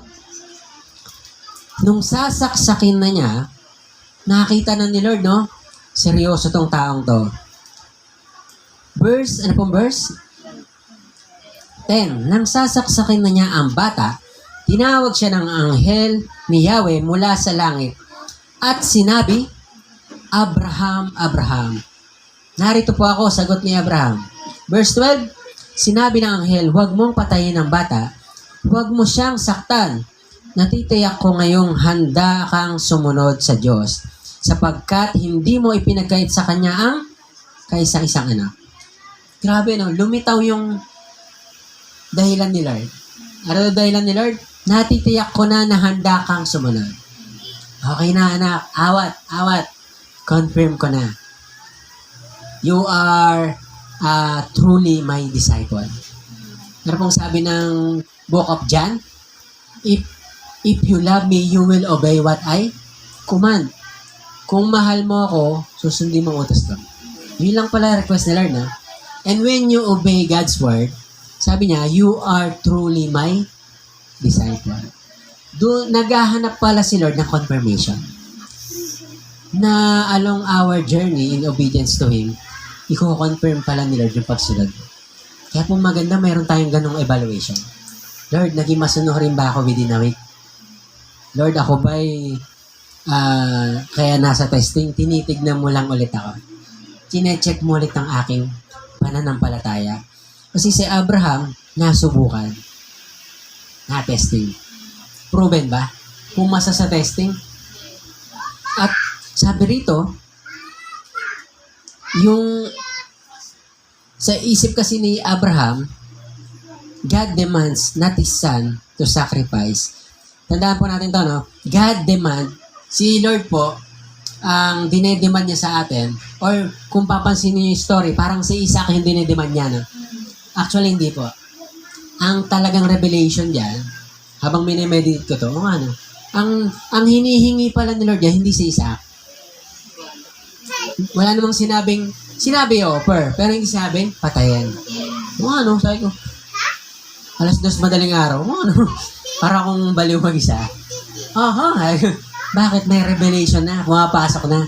Sige pa Lord, sige pa, nare-receive ko na. So, ang dinedemand pala ni Lord kay Abraham, hindi pala yung anak, kundi yung faith. Sino pong, wow, galing mo Lord. Yung na-receive ko to, pwede na ako matulog Lord. Hindi pa. Sabi, hindi pa ako tapos. Ngayon po yung na-receive ko to, God demands faith. So, kung siya, dinemand ni Lord ang faith, tayo rin po. Sino sa katabi mo, tayo rin. Kaya po, we need to have a series of preparation. Kaya po itong pag-attend natin mo, hindi po wala lang yan. Yung pagsunod mo kay Lord, hindi po wala lang yan. Meron kasing malaking paparating. At lagi po tatandaan, sa malalaking pagsubok na binibigay ni Lord, nasa likod niya yung malaking pagpapala. Mas malaki pa rin sa pagsubok mo. Si David, ang laki ng kalaban, pero mas malaki yung reward. Kingship. Sarap na, no? From shepherd boy, naging hari. ang laki ng blessing. Bakit? May malaking pinagtagumpayan. At pag hindi mo naman napagtagumpayan yan, sorry din. Bakit? Hindi ka makakaalis dyan. So, ganun po ang mga pagpapala ni Lord. Naniniwala po ako si Lord, gustong-gusto ka naman niya talagang pagpalain. Tama? In fact, sabi nga ng Bible, floodgates of heaven. Pero may inaantay si Lord na gawin natin. Tama? Yan po yung obedience. Yan po yung obedience, diyan madedevelop ang faith. Kaya po ang faith, madali madedevelop yan pag sunod ka lang ng sunod. Kaya po sabi mo sa tabi mo, sunod lang tayo ng sunod kay Lord. Pwede bang palakpakan po natin si Lord na unti-unti niyang nare-reveal ang mga bagay na to. Susunod lang ng sunod kahit minsan ang labo. Alam niyo po yung kanta na Waymaker? Meditate niyo minsan yung within a week. Kasi sabi ron, even when I don't see. Di ba? Nakalimutan ko yung sa lyrics. Pero kahit daw hindi ko nakikita, maniniwala pa rin ako, Lord. Kahit hindi ko nararamdaman, nagpapagaling ka pa rin, Lord. Kahit parang hindi ko naiintindihan, Lord, alam ko, meron kang ginagawang paraan. Tama? Kaya sa mga parang walang paraan, si Lord na bahala. Amen? So, akala mo lang walang paraan. Naniniwala ako si Tito Giselle, sinusukuhan mo na rin sa mo, no? Pero sa isip lang, by physical. Pero by faith, dun na lang niya nilalaban. Pero ang galing ni Lord na gumagawa ng paraan si Lord. Oh, grabe to. Grabe kumilos sila. So, ang sabi pa po rito, God does not demand His Son to sacrifice, but He demands faith of Abraham. So, God owns everything. Amen? What He demands, He provide. Ito po isa rin sa natutunan ko, or revelation ni Lord, na pag nagde-demand sa'yo si Lord, alam mo po ba, yung problema mo, si Lord din yung sagot. Yung pinapa-offer ni Lord, nasa sa kamay din pala niya. Halimbawa, ganito, may teddy bear akong maliit dito. Ay, ikaw pala, may teddy bear ka maliit. Hinihingi ko sa'yo yan, na nakakin na lang yung teddy bear mo. Mahirap ibigay kasi gusto mo eh. Pero nasa likod na pala ni Lord, yung pinakamalaking teddy bear. Nakita ko sa Facebook yun eh, naano ko lang yung message, yung picture, ang ganda. Sometimes ayaw mo ibigay, no? Satisfied ka na rin sa akala mo malaki. Hindi, Lord, ano to eh, hindi mo alam, mahalaga to sa akin. Hindi mo alam, pag sinorender mo kay Lord yan, may mas the best pa. Yung bang tagal mo nang niyayakap yung opportunity na may mas the best pa. Amen? Kaya po, sa pagsunod natin kay Lord, it is not just a series of obedience, but it's all about a series of giving up. Sa pagsunod mo kay Lord, hindi ka lang sunod ng sunod yan, may mga pabibitawan sa'yo si Lord. Sino mga handa mong bitawan niya? Mahirap mang bitawan, pero sabi ni Lord eh. Pero sabi po rito, verse 13, paglingon niya, ito na po yung provision ni Lord. Paglingon niya, nakita siyang isang lalaking tupa na ang sungay ay nakasabit sa sanga ng kahoy. Ito ang kinuha ni Abraham at inihandog sa halip ang kanyang anak. Nasubok na kasi. Naprove na, kaya nagpadala ng sagot sila. Sabi po ng verse 14, kaya't ang lugar na iyon ay tinawag ni Abraham na si Yahweh ang nagkaloob. The Lord provide. At magpahanggang ngayon, sinasabi ng mga tao sa bundok na iyon, ni Yahweh ay may nakalaan. Verse 15, mula sa langit, nagsalitang muli kay Abraham ang anghel ng Panginoon. So, nasubok, tama? Pumasa ba si Abraham? Madali ba yung pagsubok? Mahirap, no?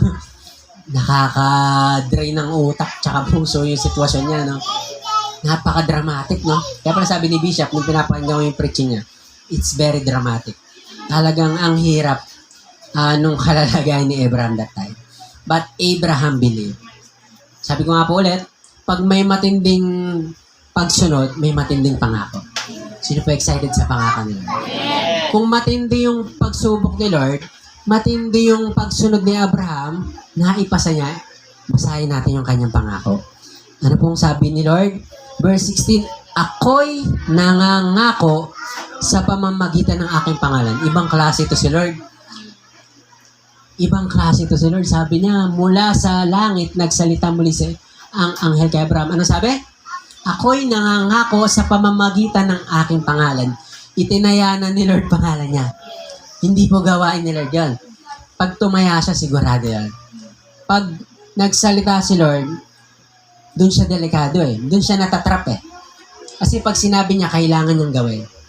Bawal niyang hindi to pa rin kasi mapupulaan ng pagka-Diyos niya. Tama? Ano pong sabi? Ako si Yahweh, sapagkat hindi mo ipinagkait sa akin ang kaisa-isa mong anak. Pagpapalain kita. Ito na yung provision. Pahinga na siya rito ng maluwag.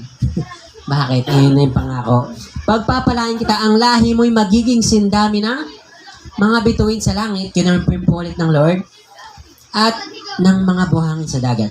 Sasakupin nila ang mga lungsod ng kanilang mga kaaway. Verse 18, sa pamamagitan ng iyong lahi, pagpapalain ang lahat ng bansa sa daigdig, sapagkat sinunod mo ang aking utos. Imagine mo, sa pamamagitan ng isang tao, sumunod kay Lord, nagtiwala, ano daw yung nadamay? Pamilya. Anong nadamay? Saling lahi. Kamag-anakan niya, no? Kaapu-apuhan. Ano pang nadamay? Iba't ibang bansa daw. At tayo po yung nadamay sa pagsunod ni Abraham. Kaya po, Abraham is the father of faith at tayo po yung resulta. Pag may pananampalataya, kasi sa New Testament, sinabi ron, Abraham believed and it counted to him as righteous. So, naging makatwiran si Abraham because of his faith. Na hindi lang siya basta nananampalataya, sumunod siya kay Lord. Tayo po yung bunga ni Abraham. Sino pong masaya ka, bunga ka ng pananampalataya ni Abraham. So, palakpakan po natin si Lord. Thank you, Lord. Glory to you. Bakit daw po napasa ni Abraham ang mga testing na yun? Kasi una, meron siyang revelation. Pag sinabing revelation, hindi po sakop ng yung kaisipan niya. Yan po ay talagang si Lord na yung nagdidil sa inyo. Yan na po yung mga bagay na out of your capacity to think. Tawag niya revelation. Yung bang out of your capacity rin ng iyong ugali. Hindi mo ugali magbigay, pero may conviction sa si Lord, may revelation sa si Lord. Bigyan mo nga yun, anak. Dahil ginawa mo, revelation ni Lord. Hindi ikaw yun, congratulations. Revelation, he knew that the voice of God, alam niya, malinaw sa kanya na boses ni Lord. Kaya po, darating ang time may papagawa sa inyo si Lord. Kagaya po ng inyong appreciation, no? Alam ko po si Lord yung nagsabi sa inyo na. At ginawa nyo, no? Tawag na revelation. Yung nakaisip nun, sa kanya ni-reveal yung idea ni Lord na revelation. So, marami pa yan. Lagi nyong hingin kay Lord yung revelation. So, sumunod, bakit niya napagtagumpayan? Meron kasi siyang relationship to God. That's why personal relationship is very important. Hindi po pwedeng ako po ang makipagrelasyon sa Lord para sa inyo. Kanya-kanya po tayo. Pwede po kayo ipag-pray ng mga lingkod ni Lord or bawat isa sa atin pwede magpanalanginan, pero ikaw at si Lord pa rin. Tama? Dapat diyan ka mag-grow. So, sumunod, bakit niya po napagtagumpayan? Meron si Abraham na respeto sa Diyos. May respeto siya dun sa tumawag. Kasi kung wala siyang respect, Lord, touch move na, binigay mo na to, akin na to. Sorry. Diba? Next time na lang. Or iba na lang ipa-offer mo. Pero yung respeto niya, nag-lead sa kanya sa pagsunod. Lord, I respect your... Meron siyang banal na pagkatakot sa Diyos, kaya inaalay niya ang kanyang anak. So, ano pa pong sumunod dyan? Yung respeto raw ni Abraham, i-honored covenant through obedience. And then last, yung reverence. Yan po yung fear of God more than the faith. So, mas alam ni Abraham, mas takot siya kay Lord kaysa takot mawala ng anak. Grabe, no? Dapat ganun, no? Huwag dumating sa time, pantay si Lord tsaka yung problema mo. Hindi po. Huwag pong tayong aabot sa ganun. Dapat mas higit kang takot kay Lord, the reverent fear, kaysa dun sa bagay na mawawala sa'yo. Kaya nga si Abraham, siguro mindset nito, no? Okay lang mawala ng isang Isaac. Ipapadala naman ako ni Lord ng maraming Isaac. Tama? Kaya kung may pinapag-give up sa'yo si Lord, i-give up mo lang. Nakakayak i-give up, totoo yun. Sa totoo lang. Mahirap i-give up pag may pinapag-give up si Lord. Pero after you give up, ay po, ang sarap ng feeling. Ang sarap ng nasunod mo yung gusto ni Lord. Bahala ka na, Lord. Ako po yung kasama kami ni Mother, in-open ko rin sa kanya yung pag-uwi namin. May pinapag-give up si Lord. Ano yun? Huwag mo sabihin yung trabaho yan, ha? Mataas na yung volume.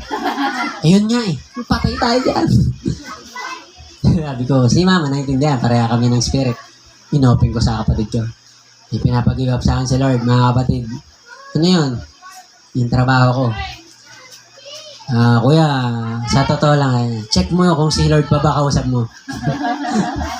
Baka hindi si Lord sabi sa akin. Baka hindi si Lord si Erica. Paborito ko si Erica. Talaga ba si Lord yan? Sabi niya sa akin. Ayusin mo kuya, baka hindi si Lord yan. Patay tayo dyan. Patay ang bigasan natin dyan. Gutom tayo lahat dyan.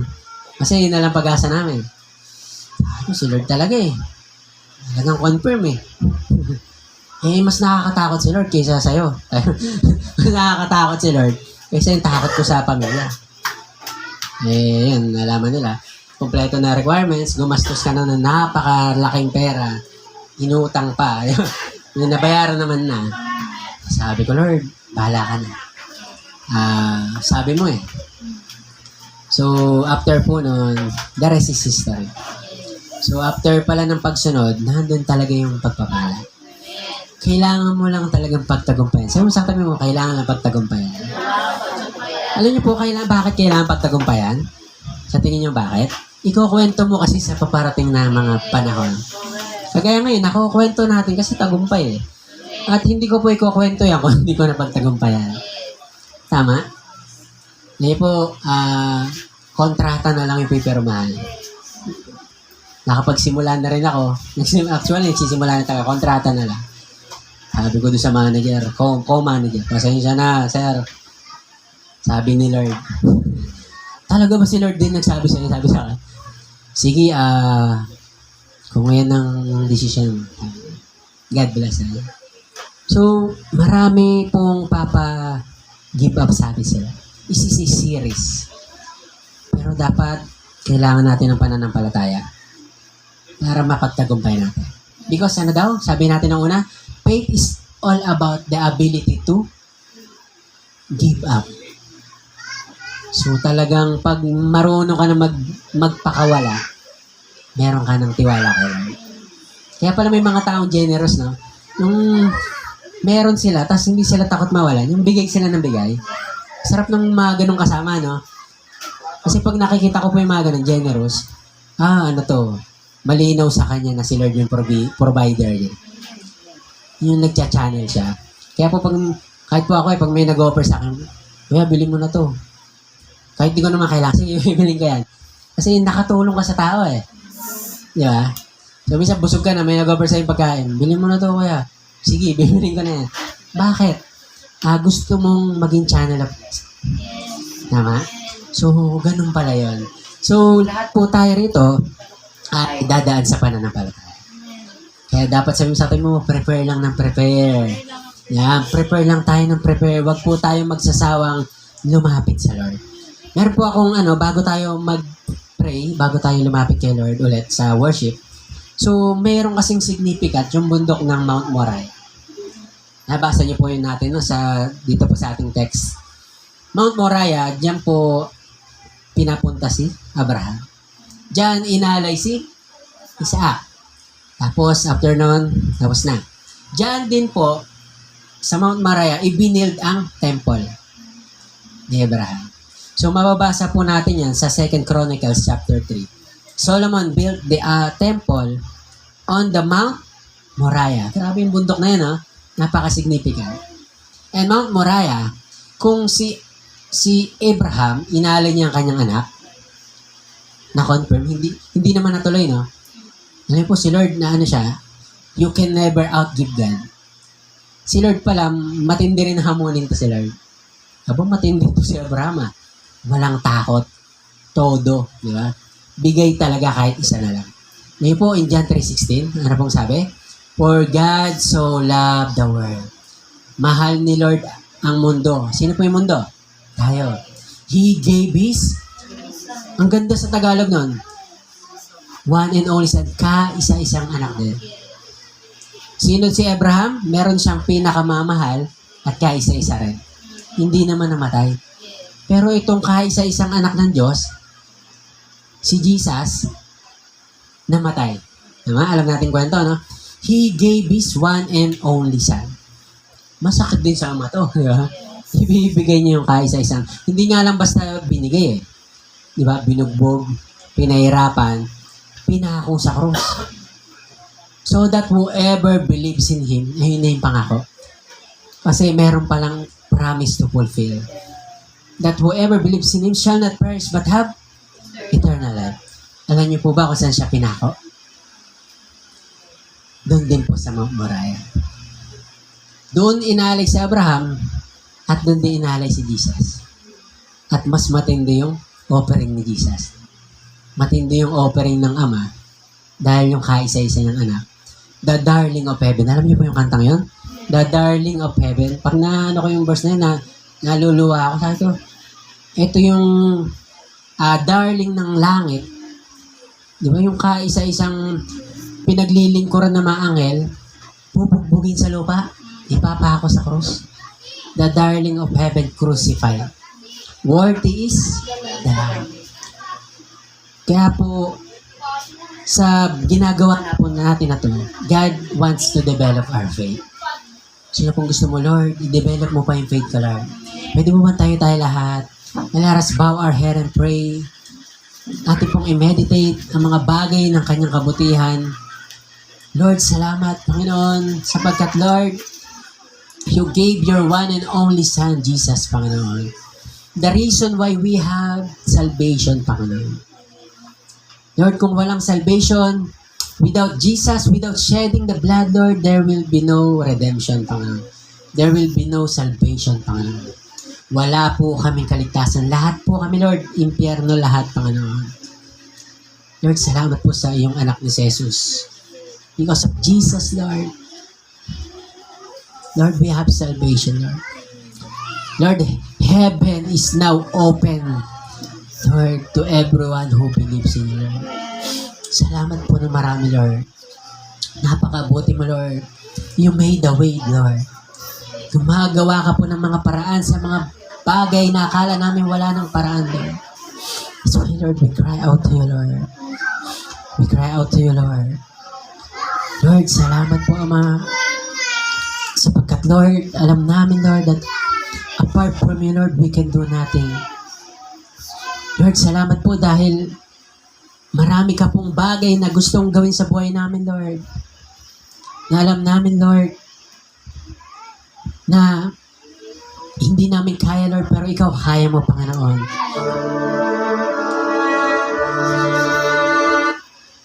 Lord, napakabuti mo, Panginoon. Ngayon pong umagang to, in Your own words, let us give thanks to God. Sabihin mo po sa Kanya yung mga bagay na nais mong sabihin, yung pananampalataya mo, na sabihin mo kay Lord, gusto mo pang i-develop, Lord. Lord, develop my faith, Lord, sapagkat, Lord, there are seasons and series of giving up, Panginoon. Ayaw po namin dumating sa time ng pag may hinihingi ka sa amin, Lord, hindi kami ready, Panginoon. Masasaktan po kami ng sobra, Lord. Lord, kagaya ng mga mahal namin sa buhay, Lord, there are times that we need to separate to each other, Lord. Ayaw po namin, masakit yun, pero kailangang maganap yun, Lord. That's why, Lord, train our faith, Lord. Sige po, kausapin mo si Lord. Sabihin mo sa Kanya mga bagay na nais mo iparating sa Kanya. Let us come in worship, God. Lord, yung akin pong pananampalataya sa mga nagdaan, Panginoon, ng mga araw, ng mga linggo, Lord, na testing, Panginoon. Lord, may mga testing, Lord, na hindi namin napagtagumpayan, Lord, but, Lord, sa mga panahon to, lalo mong i-develop, Lord, ang aming pananampalataya. Lord, lalo mo po, Panginoon, na dalhin kami, Panginoon, sa next level ng aming faith, Panginoon. Sapagkat, Lord, pag hindi mo kami dinala ron, Lord, mananatili kami sa ganito, Panginoon. Wala pong development, Panginoon. Kausapin mo si Lord sa mga oras na to.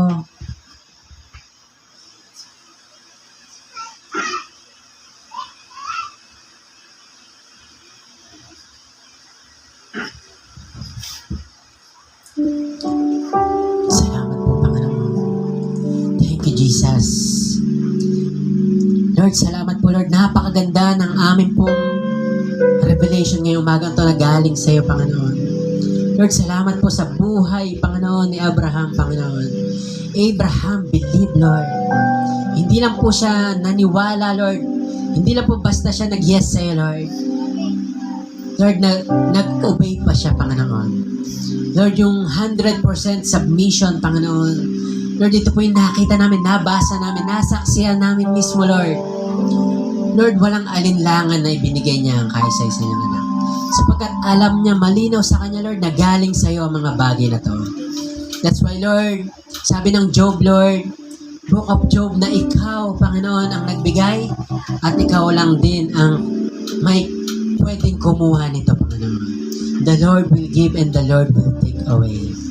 And blessed be the name of the Lord. Lord, maluwalhati ka sa panahon ng aming pagtangis, Lord. Every time we cry out, Lord, Lord, mapapurihan ka namin, Lord. Every time, Lord, na masaya kami, tumatawa kami sa galak, Lord, mapangiti ka namin dyan, Panginoon. Because worshiping you is not just about good situation, Lord. Lord, even in bad times, Panginoon, this is not just a bad times, Panginoon, but it is the season na alam namin mas lalo kang malapit sa amin, Panginoon. The more na may pagsubok kami, the more na alam namin, lalo mo kami niyayakap, Panginoon. Kagaya po ng footprints in the sun, Lord. Lord, na naglalakad na dalawang pares ng paa, Lord. But in times of troubles, isa na lang ang naglalakad. Lord, yung damdamin ng taong yon, akala niya iniwan na siya ng Lord. Iniwan mo po siya. But, Lord, the revelation of the story, hindi pala siya yung naglalakad, kundi ikaw, Panginoon. Yun po pala yung time na buhat mo na siya, Panginoon. Lord, that's why ganun din po kami, Panginoon. Sa panahon ng pagsubok, hindi po totoo na kami ang bumubuhat sa aming mga sitwasyon. Hindi po totoo na kami ang bumubuhat sa aming mga sarili, Lord. Lord, ayun po yung panahon na kami ay buhat po, Panginoon. Kami po ay, Lord, under your comfort, O God. Kaya po, Lord, we humble ourselves before you, Lord. Lord, we cry out to you, Lord, because we know, Lord, wala kaming kayang gawin, wala kaming kayang desisyonan kapag wala po ang iyong revelation, Panginoon. Without, Lord, honoring to you, Lord, without reverent fear, O God. Hindi po namin kaya, Lord. Without respect, Panginoon, hindi po namin kayang sundin ang iyong pinapagawa, Panginoon. Kaya, Lord, humihingi kami ng tawad, Lord. Lord, we humble ourselves, God. Lord, there are many things in our lives na binigay mo na hirap kaming i-give up, Panginoon. Hirap kami, Lord, na mas lalong naging burden pa ito para hindi kami makasunod sa iyo, Panginoon. Lord, patawarin niyo po kami, Panginoon. Lord, ang mga pagpapala pala na ibinibigay mo, hindi pala siya hadlang, Lord. Kundi, Lord, ito pala yung lalong reason para magpatuloy kami, Lord. Para lalo kami sumunod sa iyo, Panginoon. At Lord, may mga bagay na inaalis ka sa buhay namin na feeling namin sinasaktan mo kami, Lord. Pero hindi pala, Lord. Inaalis mo to, Lord, para mabawasan ang bigat sa amin, Lord. Sapagkat, Lord, pag inalis mo ang mga bagay na hindi makakatulong sa amin, mas lalo kami makakakilos, Lord. Mas lalo kami makakasunod sa iyo, Panginoon. Kaya, Lord, sinusurrender namin sa iyo lahat ng aming alalahanin, Panginoon. Yung mga worries in life, Panginoon, hindi namin kaya to, Lord. Lord, sapagkat, Lord, kung kami lang, Lord, wala kaming kayang gawin, Panginoon. Lord, we surrender our lives to you, Lord. We surrender our will to you, O God. Lord, we have will, O God. Kaya namin magdesisyon sa sarili. Kaya namin kontrolin na mga gusto namin kontrolin, Lord. But, Lord, we surrender to you right now, Lord. Alam namin masigit kang kayang gawin, Lord, ang mga bagay na hindi kaya namin sa tingin namin kaya namin gawin, Lord. Lord, once we surrender, Lord, the thing, Lord, sa iyo pong paanan, Panginoon. Lord, kayo po ang mag-aayos nito, Panginoon. At mas the best ka mag-ayos, Panginoon, ng mga relasyon. The best ka mag-ayos ng aming mga pangarap sa buhay, Panginoon. Lord, masigit na mas the best ang plano mo kaysa sa plano namin. You said in your word that your plan is bigger than our plans, Panginoon. Lord, your plan is not to harm us, but to prosper us, to give us hope and a future, Lord. Kaya po, dito po kami magtitiwala, Panginoon. Salamat po, Ama. Jehovah Jireh. Yahweh Yireh, Lord, the God who provides. Ikaw po ang aming dakilang provisioner, Panginoon. Nasa iyo na po lahat ng kailangan namin, Lord. When we have Jesus, we have everything, Lord. Wala na po kaming dapat hanapin po sapagkat meron na kaming Jesus sa puso namin. May Jesus na po kami sa buhay namin, Lord. At ang lahat ng mga bagay na ninanasa pa namin, Lord, Lord, daragdag mo na lang, Panginoon. You said in your word that we have to seek you first, Lord. And all these things shall be added, Lord. Lord, hindi po kami matutuwa, Lord, sa mga added na yun, Lord, because that was just a bonus, Panginoon. Mas matuwa kami, Lord, that we seek your presence, Lord, na nasa iyo kami, Panginoon. At salamat din po, Panginoon, Lord, na once kami nasa iyo, Lord, kami po ay under your protection, Panginoon. We are under your provision, Panginoon. Kung paano si Adan at Eva, Lord, nung time na nasa Garden of Eden sila, Panginoon, Lord, lahat ng kailangan nila ay well supplied, Panginoon. It's just like a big refrigerator, Panginoon. Naandun na ang kanilang kakainin, Lord. Naandun na ang kanilang, Lord, ikinabubuhay ang kanilang, Lord, wala po silang ibang kailangan gawin kundi magpakaligalig sa iyong presensya, Panginoon. Lord, ginagawa nilang yung kalooban, Lord, at kayo pong bahala sa kanilang pangailangan. But the time when they disobey, Lord, when sin enters, Lord, Lord, pinaalis po sila sa ganong kalalagayan, Panginoon. At simula nung hirap sila, Lord, na kumain, hirap sila, Panginoon, mamuhay, Panginoon, sapagkat wala na sila sa protection mo, wala na sila sa covering mo, Panginoon. Lord, sa covering mo, doon lang kami merong security, Panginoon. In your covering, Lord, ng iyong presensya, naandun lamang po ang iyong kagalingan. But outside your presence, Lord, we are nothing, Panginoon. Apart from you, Lord, we can do nothing, Panginoon. That's why, Lord, help us to stay on your presence, Panginoon. Tulungan niyo po kami manatili sa iyong presensya. Huwag po kami umalis dito, Lord. Ikaw po ang humawak sa amin because when we hold, Lord, makakabitaw kami, Lord. Pero pag ikaw ang humahawak sa amin, no one can separate from your love, O God. That's why this morning, Lord, we humble ourselves before you, Lord. We humble ourselves, God, because we know, Lord, alam namin, Lord, wala nga kaming kayang patunayan, Lord. Pero ikaw, Lord, na aming Diyos, our Yahweh, our Jehovah, Lord, may kaya kang patunayan sa buhay namin, Lord. That's why, Lord, we surrender everything to you, Lord. Kayo na pong bahala sa aming future, Lord. Hindi po namin kayang panghawakan ng aming mga plano sa future, Lord. Pero ikaw, alam mo lahat, Panginoon. Mas higit na magtitiwala kami sa iyo, Panginoon. Lord, yung mga meron kami, kinabubuhay namin, Lord, hindi po kami dito magtitiwala ng lubos, Lord. Salamat po, Lord, meron kami ng mga bagay na to, pero Lord, higit kami magtitiwala sa iyo, Panginoon. Lord, we are willing, Lord, if time, loloobin mo, Panginoon, na kuhain ito, Lord. Lord, hindi kami mag-hesitate ibigay sa ito, Lord. Sapagkat, Lord, pag give up namin ito, may mas the best kapang ibibigay, Panginoon. Lord, sapagkat ayaw mo, Lord, na mag-stay kami sa isang pagpapahala lang, Lord. Gusto mo kaming dalhin sa series of victory, Panginoon. Lord, when we walk in obedience, when we walk in faith, we are walking into a lifestyle of victories, Panginoon. Kaya po, Lord, it is a series of victories sa iyo pong mga anak na palagi silang may katagumpayan na kwento, Lord, sapagkat alam nila, Panginoon, malinaw na po sa kanila na ikaw ang dakila nilang pagpapala. Ikaw po ang dakila nilang blessing, Lord. At ang mga blessings sa mundong to, Lord, is just a added, Panginoon. Dagdag na lamang po, Panginoon. Kaya, Lord, tulungan mo kami, Lord, to increase our faith.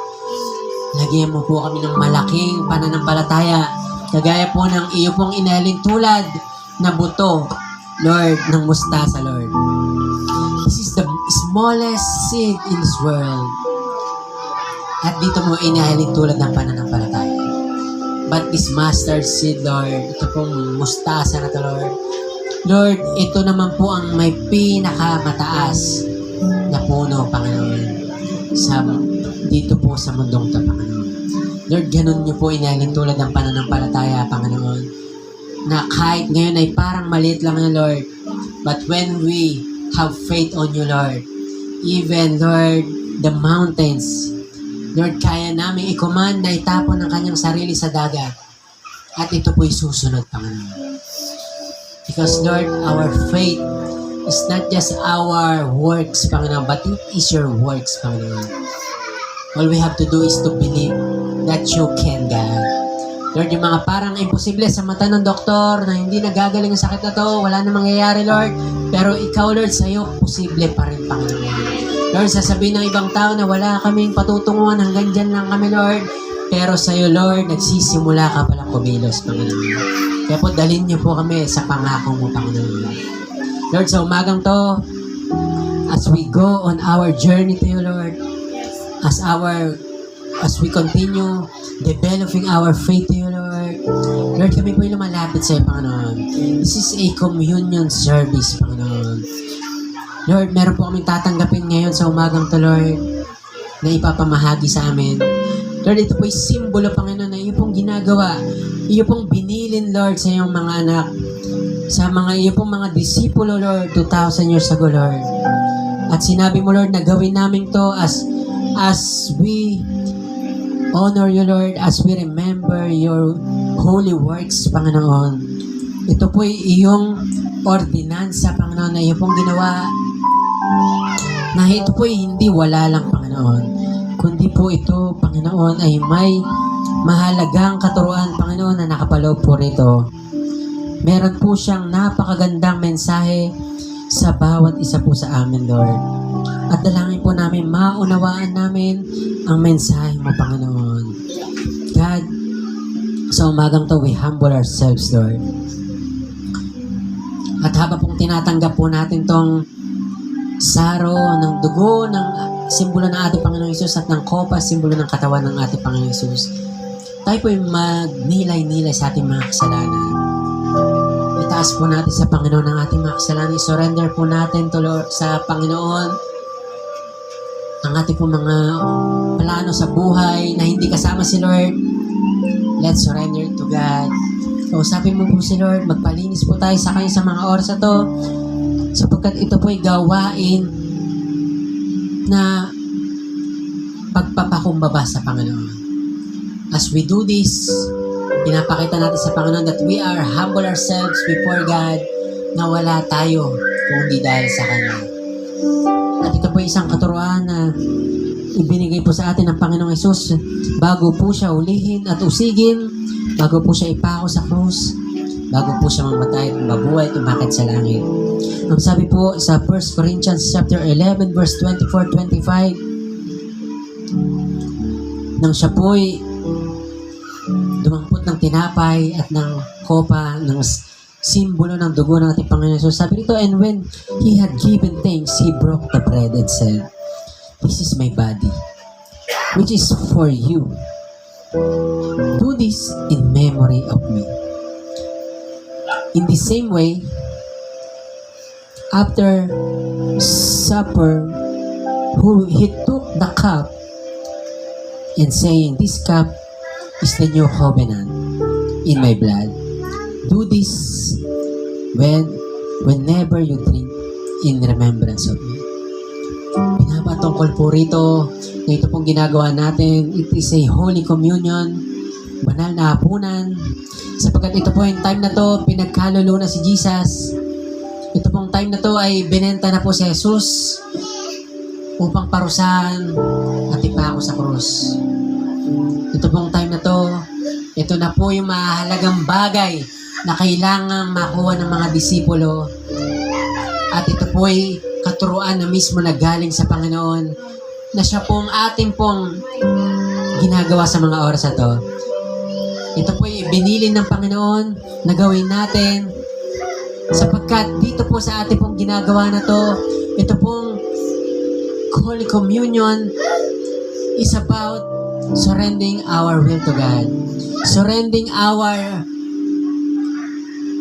negligence to God.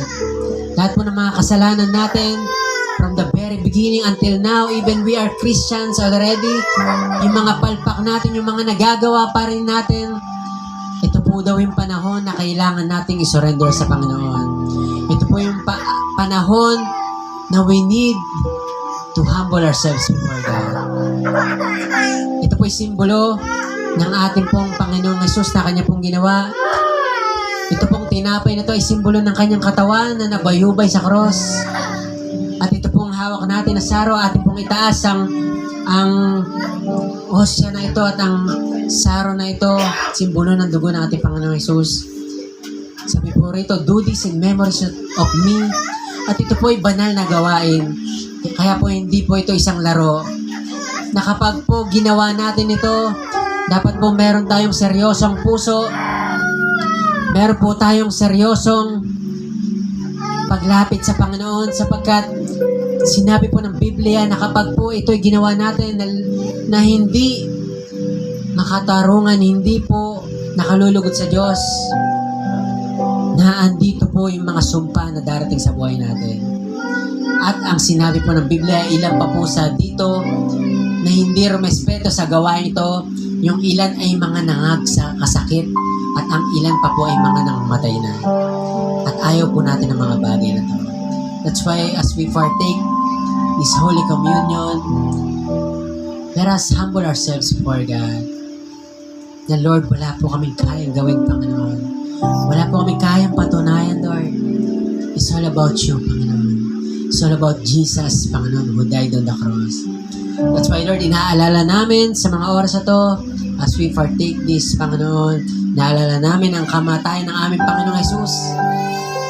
Nung siya po'y nabuhay sa mundong to, siya po'y nagpagaling na may sakit at karamdaman, at bilang pag-alala namin sa mga oras na to, kaya pa rin niyo pong gawin to sa mga oras na to, na aming mga karamdaman ay kaya mong pagalingin.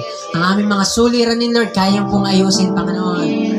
Not by our might, nor by power, but by your Spirit, O God.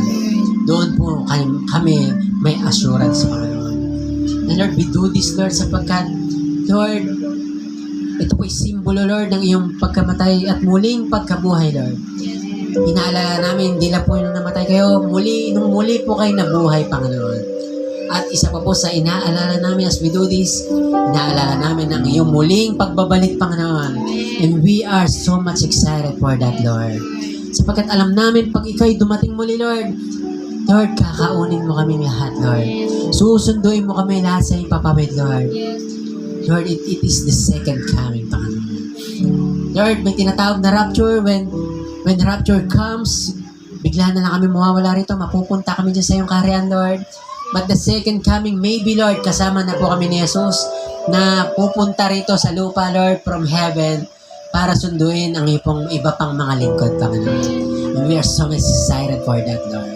That's why, Lord, family, as we part and take this, let us humble ourselves before God. Ating pong kainin ang osya, simbolo po ng katawan ng ating Panginoon. At ating din pong inumin yung saro, simbolo po ng dugo ng ating pong Panginoong Jesus. And let us pray. Lord, salamat po sa umagang to, Panginoon. Salamat po sa iyong kabutihan. Lord, kami po'y malinis na pong muli, Panginoon. Nilinis mo po kami ng iyong banal na dugo, Lord. At makatwiran na po kami sa iyong harapan, Panginoon. We are righteous before you, O God. Kaya po, maraming salamat po, Panginoon. Kami po ay nakikiisa as the body of Christ as we partake this, Panginoon. Ginagawa namin to bilang simbolo na kami po ay nakikiisa, Panginoon, sa iyo pong pagkamatay, pagkabuhay at muling pagparito, Panginoon. Salamat po ng marami, Lord. And we will be giving back all the glory, honor, praise belongs to you. And as we worship, Lord, continuously, Lord, help us to walk on water, Lord. Develop our faith, Lord, like Peter, Lord. Lord, yung pananampalataya niya, alam niya ang law of gravity, Lord. Alam niya, lulubog siya pag tumapak siya sa tubig. Pero, Lord, He chose to have a solid faith, Panginoon. Kaya po siya nakalakad among the disciples. Siya lang po ang nakalakad sa tubig. Kaya po itong kantang to, aawitin namin, Lord. Help us to walk on water, Lord.